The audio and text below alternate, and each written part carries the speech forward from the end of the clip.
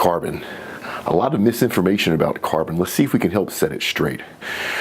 Carbon is stardust. It is also the fourth most abundant element in the entire universe. Carbon is everywhere. When you walk outside and you see your friends and your pets and the trees and the grass, they're all carbon-based life forms.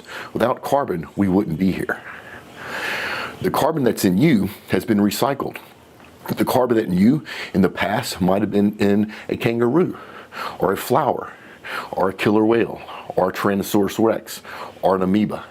That carbon is constantly recycled on Earth, and one of the methods that helps us recycle carbon is a process called photosynthesis. You remember this from 8th grade. Photosynthesis is where plants take carbon dioxide and water and, using the power of the sun, convert that into oxygen and glucose. Right?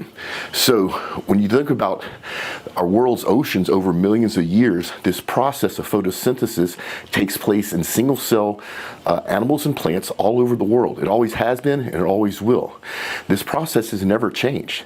So photosynthesis is going on in our world's ocean right now.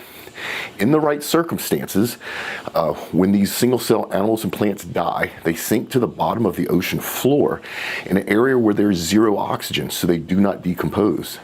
Then they get covered with layers of sediment, and over millions of years, that pressure and heat from being buried in Mother Earth converts those single cells, animals and plants that grabbed energy from the sun using photosynthesis into hydrocarbons.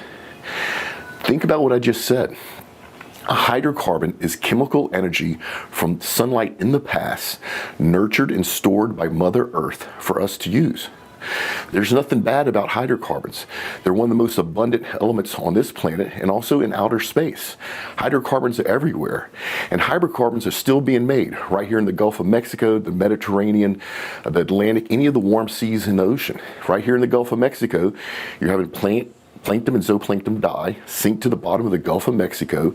The Mississippi River covers it with a layer of sediment, and over millions of years, that turns those microscopic plants and animals into hydrocarbons, right? The process is still going on, not as fast as, say, the Pleistocene area, or the Jurassic area, or the Permian area, but it's still going on right now. It always has went on. The only time that you don't have this process of carbon recycling going on is when our Earth enters an ice age. The rest of the time, while the Earth is warm, these production of hydrocarbons continues. It's a natural process. Now, this hydrocarbon molecule that is created is one of the most useful molecules to mankind. If you're a chemical engineer, a hydrocarbon molecule is like the most incredible set of Legos that you've ever seen. You can build anything and everything out of this. Now, while you're listening to me, your brain is burning glucose, a sugar for fuel, right? The difference between that glucose molecule and a hydrocarbon molecule is simply oxygen. A hydrocarbon is a carbon element and a hydrogen element atom bonded together to make a hydrocarbon. Glucose is a hydrogen atom, a carbon atom, and an oxygen atom bonded together. So literally the difference between a hydrocarbon and what your body uses for fuel is simply oxygen. There's a lot of talk about hydrocarbons in the renewable space, and let me set the record straight. I love renewables. They have their place in our energy mix, and our energy mix has always changed from the beginning of time. At the very beginning, we burned biofuels, right? We burned wood to keep ourselves warm, to cook our food.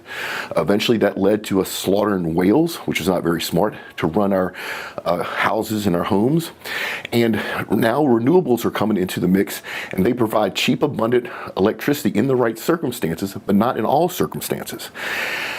Now, remember what I told you about hydrocarbons?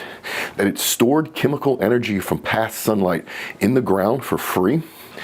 Think about a lithium-ion battery. A lithium-ion battery is stored chemical energy, but it has a cost, right?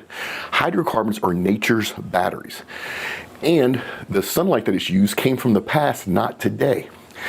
The world right now is going through an energy shortage, and it will continue to go through an energy shortage for the next couple of years. You hear a lot of people talk about the war in the Ukraine and Russia causing this energy shortage. No, I predicted this last November. We were headed to this energy shortage anyway, and the reason the world is in an energy shortage is because our world's politicians have tried to force the market into renewables faster than it actually could implement it. So, hydrocarbons are around, they're natural.